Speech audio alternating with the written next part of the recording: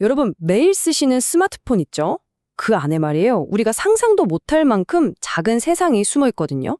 오늘 바로 그 세상의 핵심, 방막이라고 하는 아주 얇은 물질이 대체 어떤 전기적 비밀을 갖고 있는지 한번 제대로 파헤쳐 보겠습니다. 자, 한번 생각해 보세요. 아니, 도대체 어떻게 이 주머니 속에 쏙 들어가는 작은 기계가 수십 년 전 방 하나를 가득 채웠던 그 슈퍼컴퓨터보다 훨씬 더 강력한 성능을 낼 수 있는 걸까요? 네, 맞아요. 바로 여러분 손에 들린 그 스마트폰 이야기입니다. 그 비밀은요, 바로 우리 눈으로는 볼 수 없는 아주 작은 세계, 그러니까 원자 하나하나를 다루는 나노 기술에 숨어 있습니다.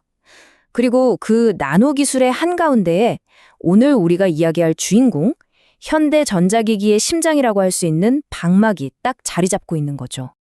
자, 그럼 이제부터 현미경 렌즈를 최대치로 당겨서 우리 기기들 속에 숨겨진 작은 우주, 칩 속의 세계로 함께 떠나보시죠.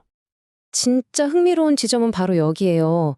물질이 원자 몇 개 정도로 정말 얇아지잖아요. 그러면 우리가 평소에 알던 그런 평범한 물리 법칙들이 더 이상 통하지 않게 됩니다. 대신에 완전히 새로운 규칙을 가진 새로운 전기 현상들이 나타나기 시작하는 거죠. 자, 그럼 방막. 이게 정확히 뭘까요? 이름 그대로 아주 얇은 막인데요. 얼마나 얇냐면 그 두께가 나노미터 수준이에요. 1미터를 10억 개로 쪼갠 것 중 하나. 상상이 가시나요?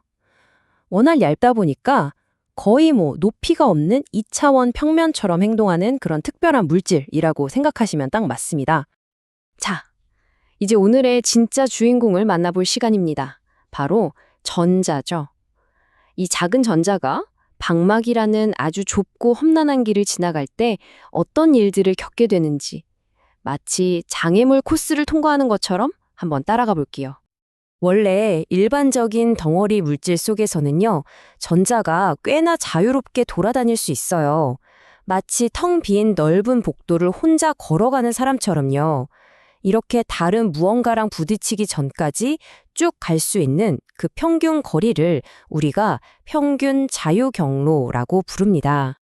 하지만 방막에서는 상황이 완전히 달라집니다. 아까 그 복도가 엄청나게 좁아졌다고 생각해 보세요.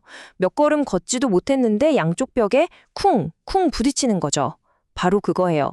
전자가 자기가 갈 수 있는 그 평균 자유 경로를 다 가기도 전에 방막의 위쪽, 아래쪽 표면이라는 새로운 장애물을 만나게 되는 겁니다. 이렇게 전자가 표면에 꽝 하고 부딪히면 크게 두 가지 일이 벌어질 수 있어요.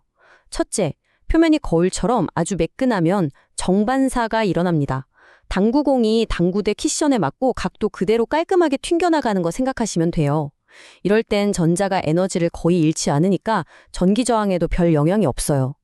근데 둘째, 표면이 울퉁불퉁 거칠면 확산산란이라는 게 일어납니다.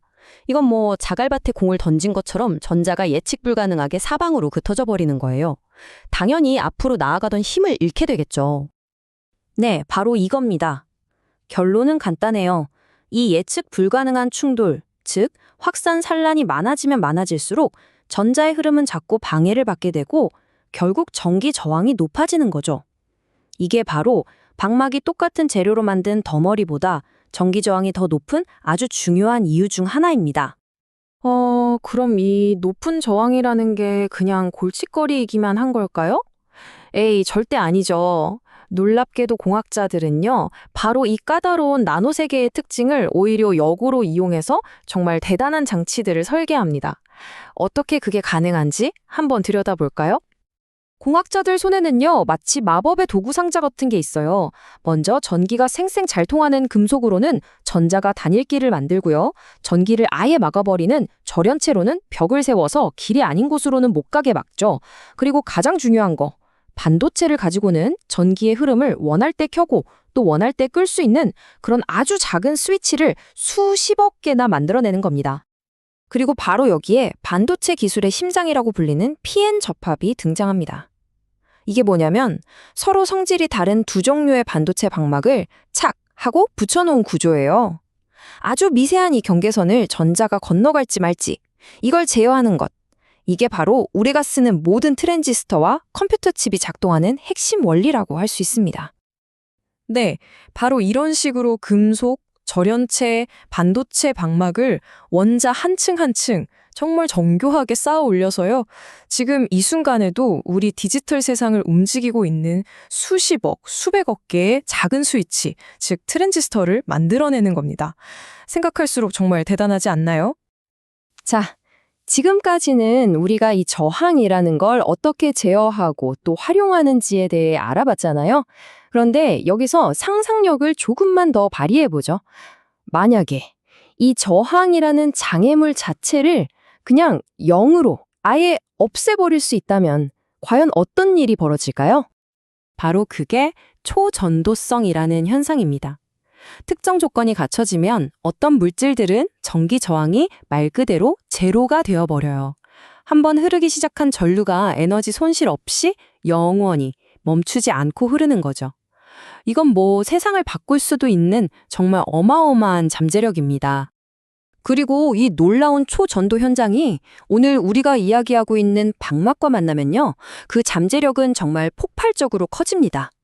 사람의 뇌파처럼 아주 미세한 신호를 잡아내는 초고감도 센서나 미래 컴퓨팅의 판도를 바꿀 양자 컴퓨터의 핵심 부품 같은 것들.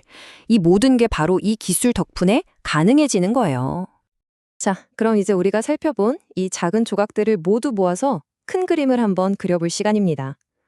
원자 한 층 두께로 세상을 만들어가는 이 기술, 과연 우리 미래에 어떤 의미가 있을까요? 여기 이 인용문이 우리가 얼마나 대단한 시대에 살고 있는지를 딱 보여주는 것 같아요. 여기서 말하는 밴드갭 공학이라는 건 쉽게 말해서 물질의 전기적 특성을 레고 블록처럼 우리 마음대로 설계하는 기술이거든요. 그러니까 우리는 이제 그냥 주어진 물질을 쓰는 게 아니라 스스로 양자 역학을 다루면서 물질의 가장 근본적인 성질부터 원하는 대로 만들어내는 시대에 살고 있다는 뜻입니다. 결국 오늘 우리가 살펴본 방막의 이런 기묘하고 독특한 전기적 특성들은요, 더 이상 해결해야 할 문제가 아닌 거예요. 오히려 이걸 이용해서 우리가 원하는 새로운 기능을 만들어내는 아주 강력한 도구가 되는 거죠. 바로 기술 혁신을 이끄는 엔진 그 자체인 셈입니다. 자, 마지막으로 여러분께 이 질문을 한번 던져보고 싶습니다. 우리가 물질을 원자 한 층, 또 한 층 이렇게 맘대로 쌓아 올리면서 완벽하게 제어할 수 있는 세상이 온다면 과연 어떤 새로운 기술들이 우리 눈앞에 펼쳐질까요? 어쩌면 우리가 지금 상상하는 것조차 뛰어넘는 미래가 바로 이 아주 작은 방막에서부터 시작되고 있는지도 모릅니다.